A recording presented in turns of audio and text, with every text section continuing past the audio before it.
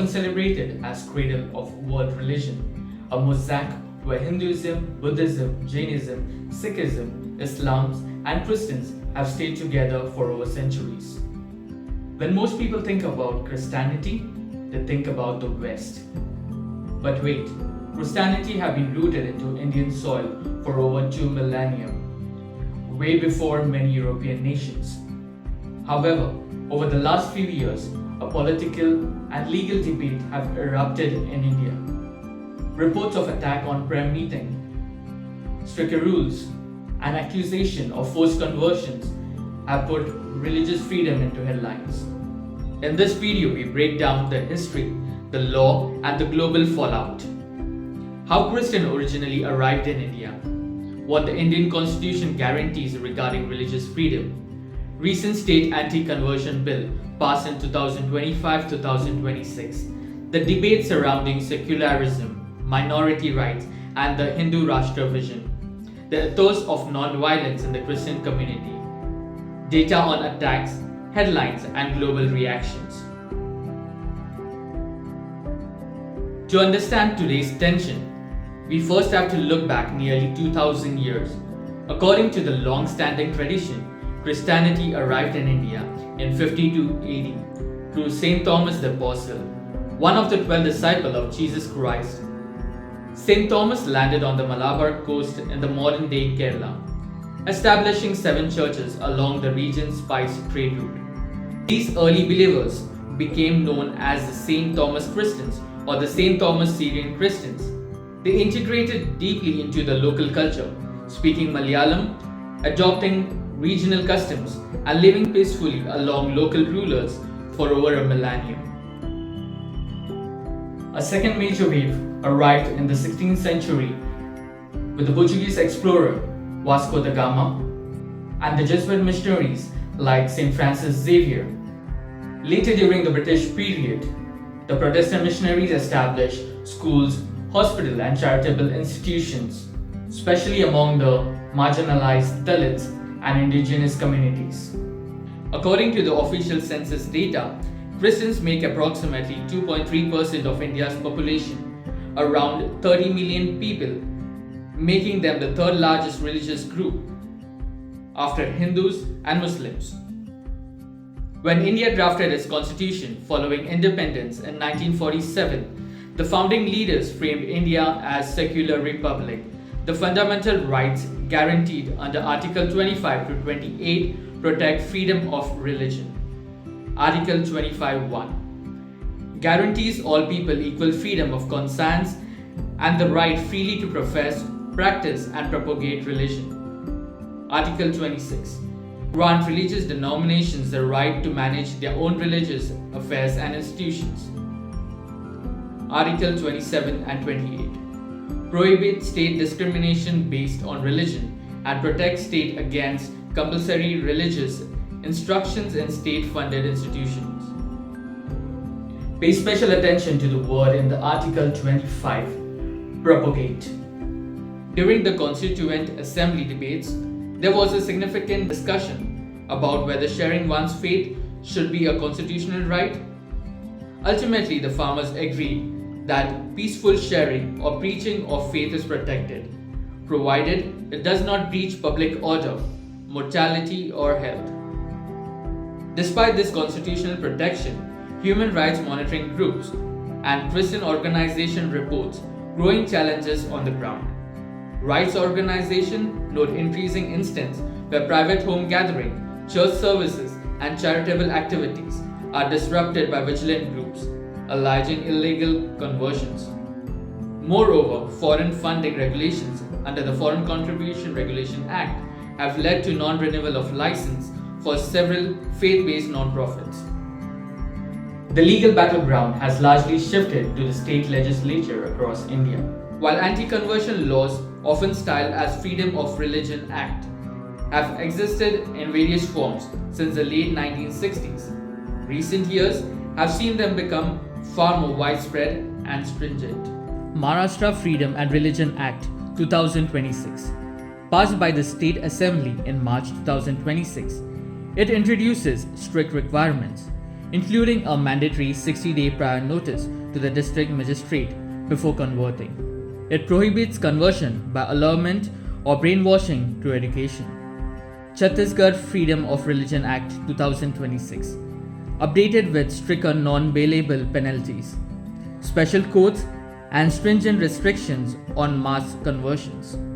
Rajasthan Anti-Conversion Bill 2025, enacted in late 2025, criminalizing conversions by allurement or marriage and requiring public notification. In the early 2026, major religious bodies, including the National Council of Churches in India and the Catholic Bishops' Conference of India, filed petition before the Supreme Court of India.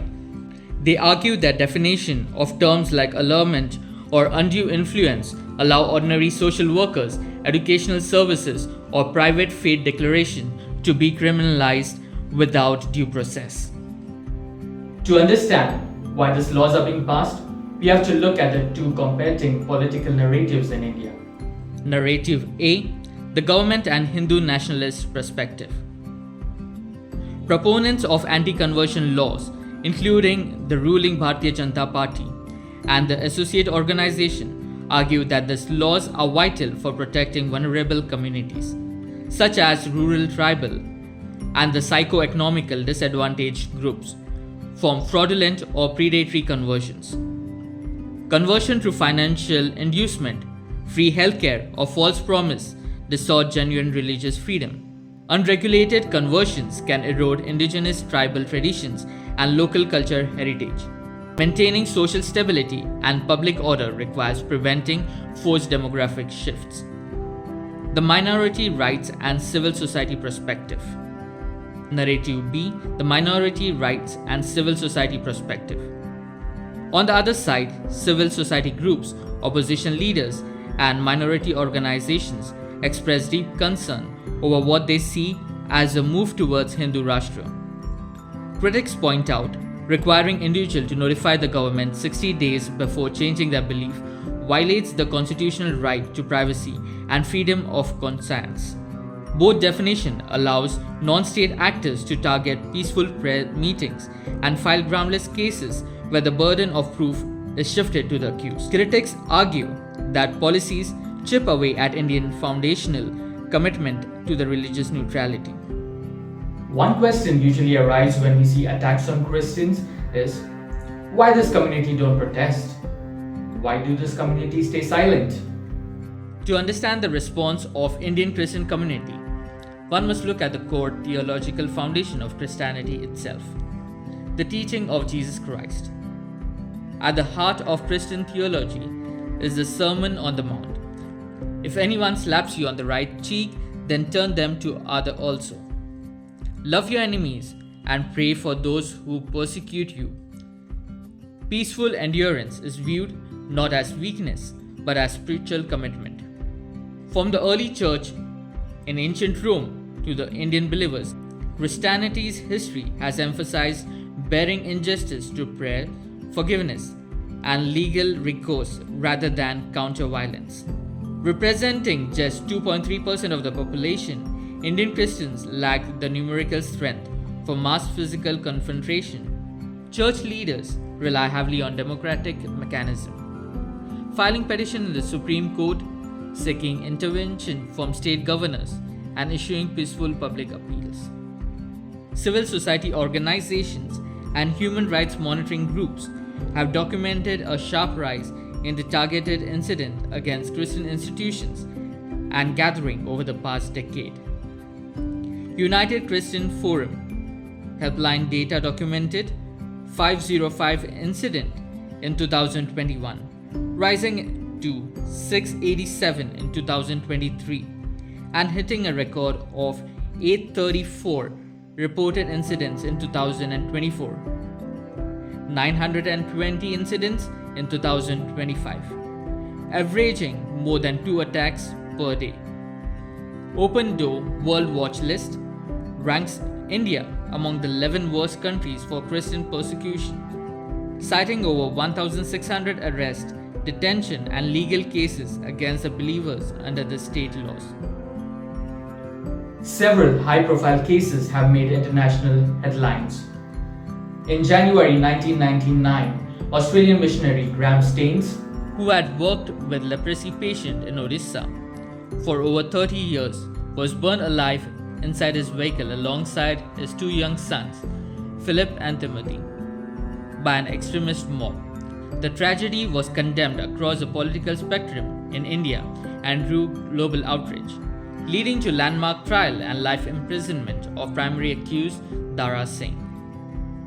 9 years later, in August 2008, following the assassination of Swami Lakshmananand, the district of Kandhamal in Odisha witnessed severe communal violence.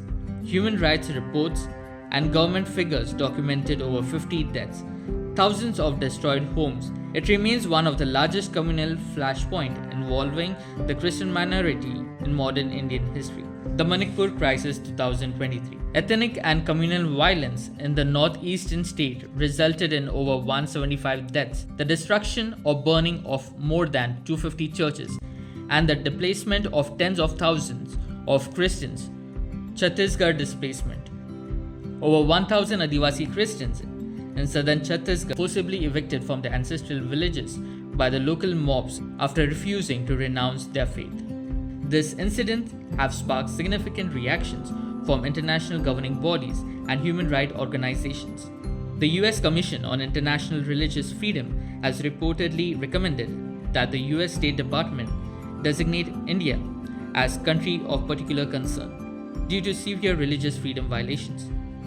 In July 2023, the European Parliament passed an urgency resolution addressing human rights and religious freedom in Manipur.